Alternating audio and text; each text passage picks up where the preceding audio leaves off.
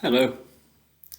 This is a sermon for Sunday the 13th of November 2022. That will be the 33rd Sunday in Ordinary Time, Year C.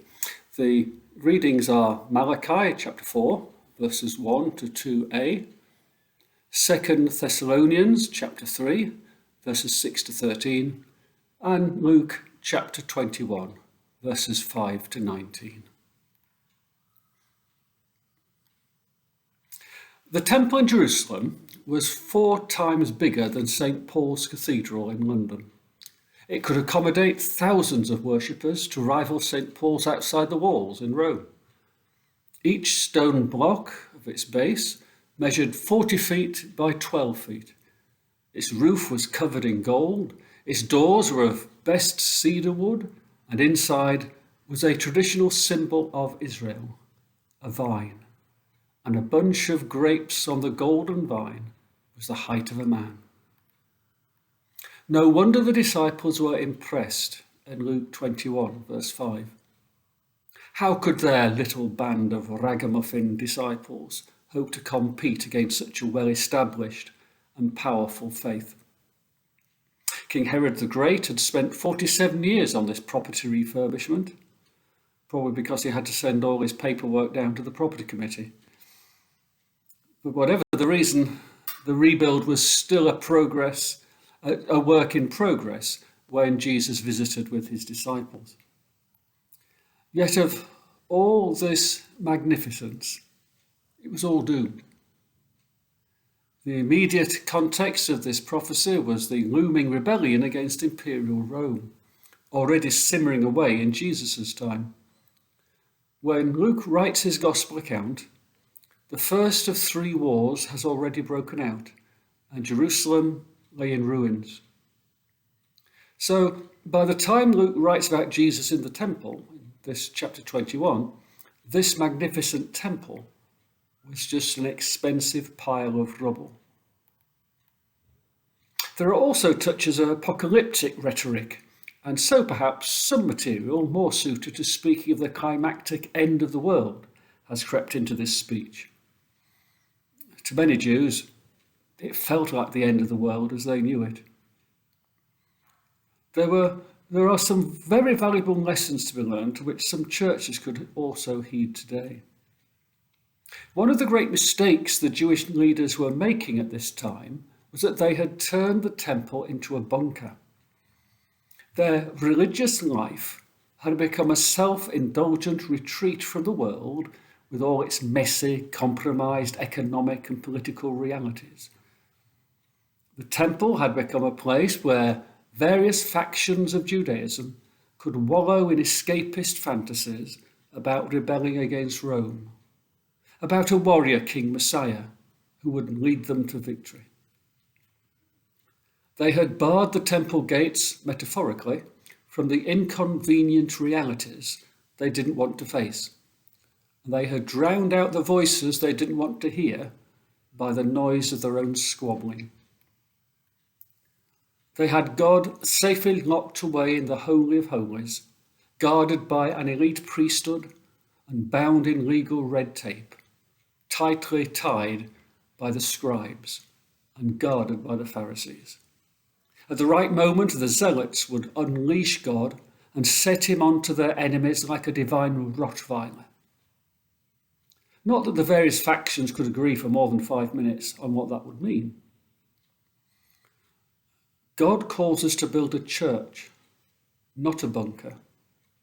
Bunker mentality is where fanaticism is bred. The church needs to be careful not to retreat into a bunker mentality and lose contact with the world. It is all too easy to retreat into factional disputes between different parties within the church and just lose touch with reality, fantasizing about what grand thing we will do one day in the future if the other faction will just get out of the way. We must heed the sobering truth that it was necessary to get rid of that magnificent temple to allow God to get to his people. The church institution must not take God captive and prevent God speaking to the world.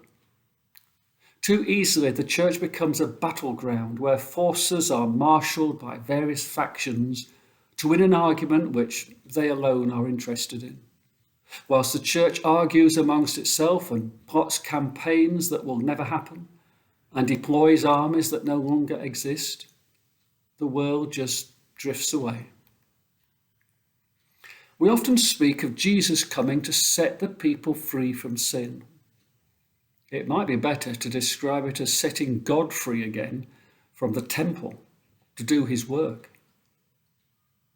Jesus came and set God free, allowing Samaritans, women, the crippled, even the tax collectors, open access. Indeed, where 2 or 3 meet in his name, there is God in the midst of them.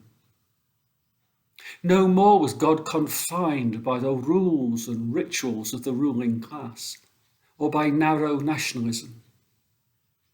God must be free to follow his own agenda, not be taken captive by the church's competing preoccupations.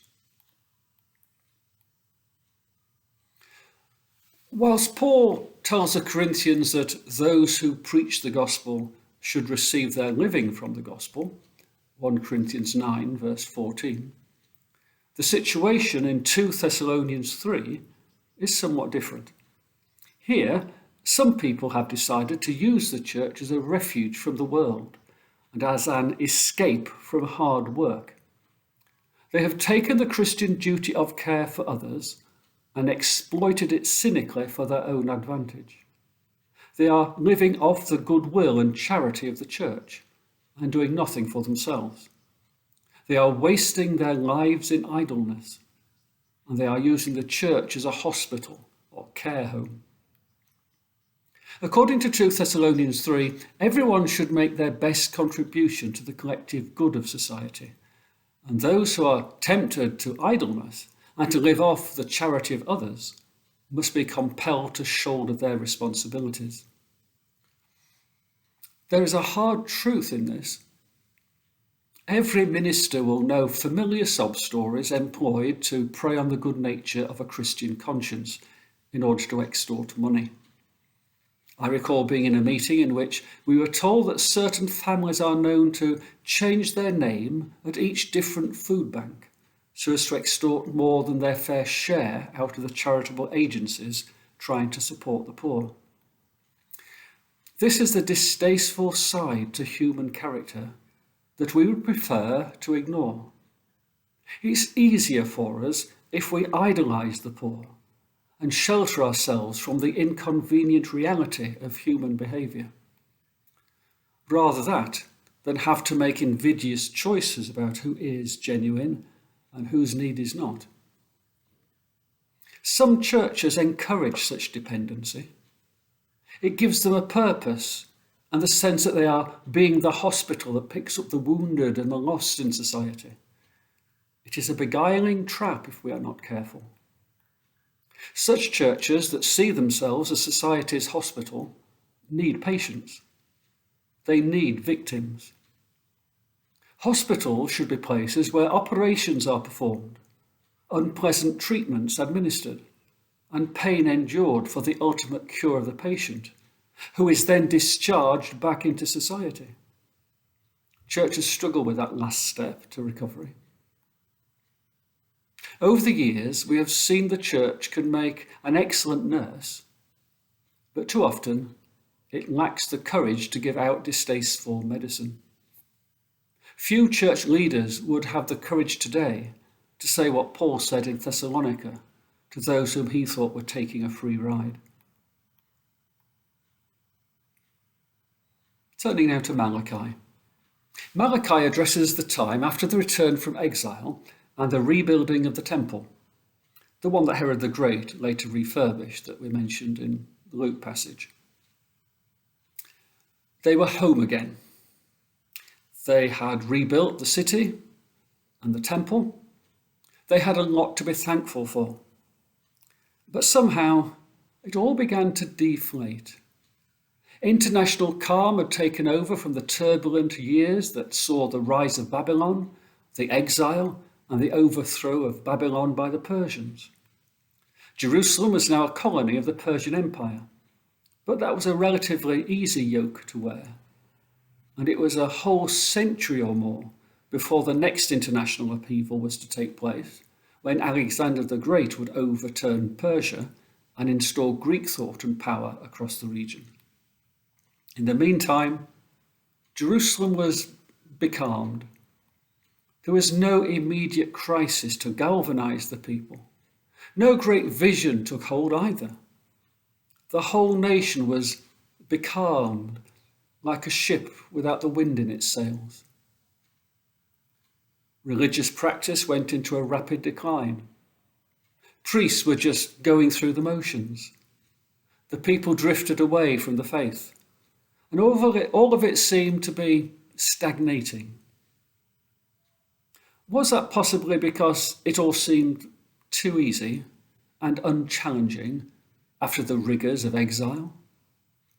Was ordinary life just too comfortable and unheroic? Malachi's generation seems to have turned the house of God not into a bunker nor a hospital, but into a theatre in which passions are portrayed and controversies addressed, but it is make-believe.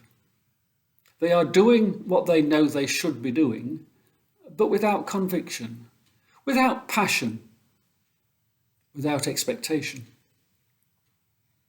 Churches which spend too much time in the bunker mentality, where all they do is argue about what to do but end up doing nothing, finish their days by destroying themselves.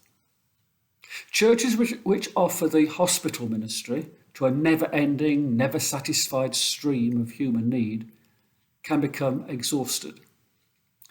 Malachi warns us of the danger of drifting along in times of ease and plenty, like a ship becalmed at sea. A church without a clear vision of what it is being called to do, of how to serve the present age, in Wesley's words, either quickly falls into internal dispute over trivialities, or frantic activism to fill the void, or into numbing languor that puts the soul to sleep. There are examples of churches which have become bunkers or hospitals or theatres all around us. In our centenary year here at St. Paul's Remuera, let us determine to avoid becoming one of them ourselves. Amen.